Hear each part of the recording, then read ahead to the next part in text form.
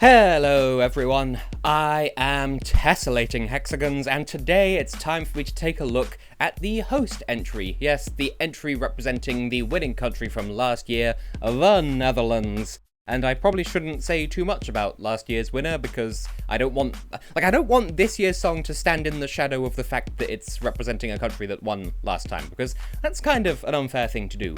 So yeah, this year, the Dutch candidate is one Jeangu Macrooy. I looked it up, that's as close as I can approximate to the pronunciation, unless I've forgotten how to pronounce the J, in which case I am just a fool. Anyway, the song is called Grow, and it certainly does, in a number of ways, but we'll get onto that in a moment. It's presented fully in English, which comes as very little surprise, even though Switzerland sort of took a leaf out of their playbook from 10 years ago and sent a song in French. Netherlands not quite following suit, and bearing in mind 10 years ago they sent Ik ben verliefd, shalali, shalala, maybe that's for the better. I mean, I personally like that song, guilty pleasure, time and a place. Music and lyrics this time by Jeangu himself, and also partially composed ? By Peter Perquin. Is it Perquin? Perkin? You can see on the thing at the bottom of the screen in any case. And yeah, this is probably the most hype that a home entry has got since the last time Sweden hosted. And that's more just because Sweden's always hyped up rather than because of the song. Let's just stay away from that whole train of thought, shall we? Now, I had heard some baseless rumours in the run-up to this song's reveal that the Netherlands might be in the running to win twice in a row, and I still don't understand what got people to expect that before the song was released and they had anything to base those theories on.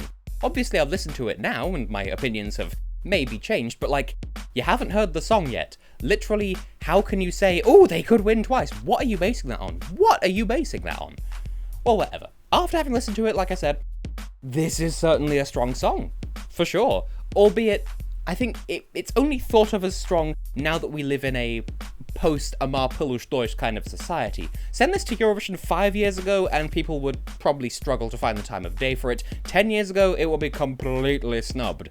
So, given the hype surrounding some of the other entries this year, I'm not sure this would succeed in pulling the double victory just because of the hype surrounding certain other entries, naming no names, of course.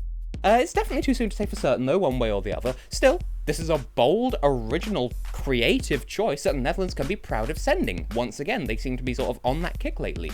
With the asterisk that there are going to be swathes of people who aren't spectacularly likely to engage with it, but I suspect that Jeangu and co are very aware of that fact already. And don't get me wrong, I still fully expect this to get a good result on the night when all's said and done. It's just, I know it's not for everyone, but a lot of people do like it, and that's fine. So, digging into the why behind that, well, there is so much good that I want to say about the composition of this song alone here, and I only have 12-ish minutes to say it in. You can see how long this video is, so I'll try to keep it brief. For a song composed almost entirely just by the artist performing it, since I think the other composing credit was for someone who mastered the track, maybe don't quote me on that. But yes, this is a really clever, really intimate arrangement that's not really like anything Eurovision has ever heard or seen before. It's minimalist for the most part, and it takes its time building, but when it does build, it does so spectacularly, with consideration for its pacing and tone. And, on the flip side of that as well, it is a slow burn, but it doesn't ever stagnate. It doesn't feel like it's dragging its feet. It's a slow burn, but it's designed to be. And a special shout out to the backwards synths that underscore the second verse, for example. That's a good example of what I mean when I say it doesn't allow itself to stagnate as it builds. On the whole, the word I keep coming back to with this song is mature. It's a mature song in every way, which, given the subject matter at hand, is extremely fitting. But I don't just say that because of the way it's written. In fact, I want to draw at least some attention to how it isn't written. That is to say, there are some things that it gets right, not by doing them, but by not doing them, if that makes any sense. To summarize completely, this song does nothing to trivialize or undermine its overall message in a cheap attempt to grab votes. So, yeah, its presentation gives that level of maturity that much more of a solid foundation upon which to stand, which is just, it makes it that much more of a solid entry on the whole, and that's good, both on a competitive level and in the regard that the message in question, an introspective soliloquy on the nature of growing up versus, well, growing up, it's fiercely relatable is what it is on a personal level to so many people, myself included. Younger people might not connect to it quite so easily or directly, but on the whole, a lot of people will be out here finding themselves in this song. And it helps that Jeangu clearly relates to it too. This is a performance that I fully believe through and through. Again, this year, I've said this a lot, but again, it needs to be said. This song is not a singer for hire performing a song that was written. This is an artist who is bearing their soul through the music. That always reaches people on the Eurovision stage. And perhaps the cherry on top with all of that is that the song ends on an optimistic note. It's hopeful. It has this little storm of self-reflection starting at the beginning and keeping going till it gets to the end, but when it does get to the end, it ends with a gospel-esque finale full of positivity for the future. And the way it's presented means that you're free to just sit back and see yourself in the lyrics as I do, or you're free to stand up and join the chorus. Whatever method best speaks to you, really. Suffice it to say, yeah, this is a far cry from the Netherlands of 10 years ago. Still, if you dislike this song, or even if you don't have a particularly strong opinion on it one way or the other, I can already predict that that will be a frustrating stance to take, because this is just one of those songs where the people who like it sort of take that snobby hipster kind of approach of, if you don't like it, you're wrong. Here's a 27-page essay of why, you child. So here are some rebuttals to that, because you're allowed to not like a song. Dang!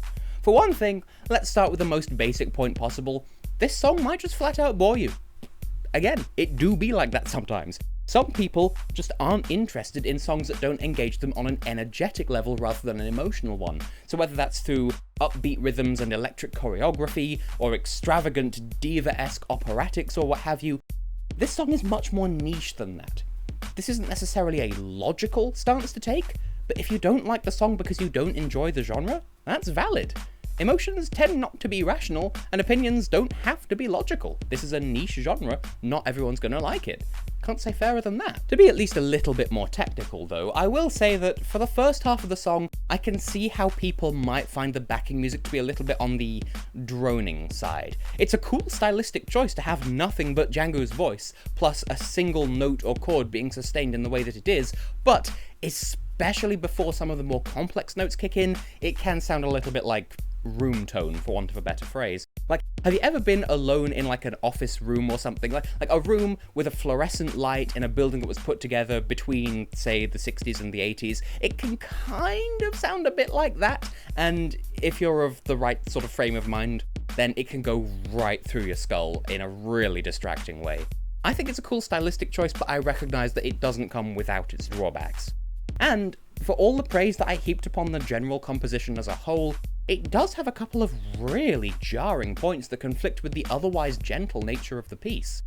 The two main ones that made me bring this up for this video are when the other vocals come in on the word satellites, which on my first listening came out of literally nowhere, just really sudden, really unexpected, almost made me jump.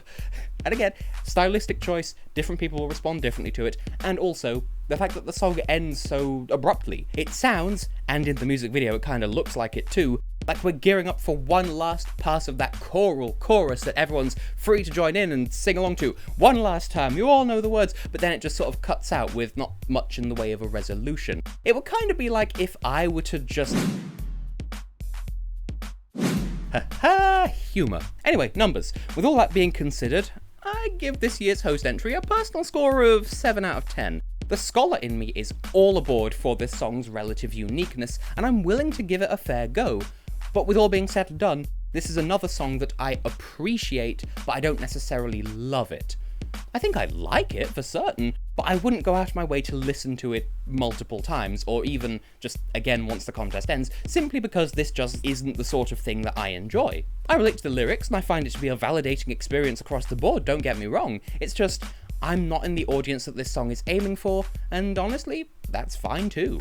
Still, on the technical side, well, you might be surprised, but I'll give it a jury score of 9 out of 10 actually. I could write a college essay on this song's technical proficiencies and the ways that it impresses me, but there are small things here and there that stay my hand from labelling it as utter musical perfection, as some people might be tempted to do. For one, There's that aspect of the backing music sounding distractingly droning in some places, and just also how suddenly the ending just comes out of nowhere. And for another, I fear for how this might be staged on the night. On one hand, the Common Linnets were proof that the Dutch broadcaster is capable of taking an intimate performance and really making the best of it, to the point of, well, they came second with a song that I didn't much care for, but boy howdy did I recognise the value of that staging. And César Sampson is proof that juries love this kind of music on the whole. But on the other hand, I fear that this might just end up going the way that O Jardim did in 2018. The similarities between the two songs are nowhere near explicit, and it's really a passing resemblance at most, but they do resonate with the same part of my brain. I worry that that might count against this song when the time comes to vote. In any case though, I'd give the Netherlands a firm blue arrow for their efforts in the grand scheme of things. Once again, the Dutch broadcaster has, after doing their due diligence into looking into various artists, found a representative who projects their heart and soul through their music, and whose music is their own for that matter, naming no names once again. More than anything else though, just like last year, though not quite to the same degree, they've been able to grab the hype train with both hands and just milk a good amount of attention out of it. And if you can do that at Eurovision, then you are setting yourself up for a good time when the competitive aspect of the show starts. Usually. Spare a thought for the Je t'adores and Chrysalides and Apollos and Veronas of the world. But if the Netherlands weren't hosting, and therefore pre-qualified for the final, would this qualify? 10 years ago, I would say no way, but now, after winners like Jamala and Salvador and Duncan, it's obvious that even if their attitudes need a bit of work and their comment etiquette needs a lot of work, the Eurovision fandom has, surprisingly, matured a little, so they won't instantly write this song off when they hear it. In fact, as I said at the top of this review, it's actually garnered a fair bit of hype. And since the song is jury-friendly right out of the gate, having the public on side already is that much more of a benefit. I think it would probably qualify in around 3rd or 4th place if it had to, obviously depending on what it was up against. And I'm quietly confident that this will get a not disappointing result on the night of the final, you know, unlike some recent host entries. Seriously, y'all slept on Home and Time and O Jardim, but you don't need me to tell you not to write this song off, because a lot of people stan it already. But on that note, what do you lovely people think? As always, I would love to hear from you. Do you like, do you not like, do you feel neutral about this year's host entry? Neutrality is a valid opinion as well. It's all there in the iCard. And anything else you want to say is in the comments below. And I feel like I should highlight this more, but in the end screen of these videos, I put a link to the song itself, so make sure you listen to it, come up with your own conclusions, don't let anyone tell you what to think. So, to Team Netherlands, I hope that hosting goes over well, not referencing any particular global situation at the moment, and I wish your host nation song the very best of luck, and yeah, can't wait to see how it looks on stage.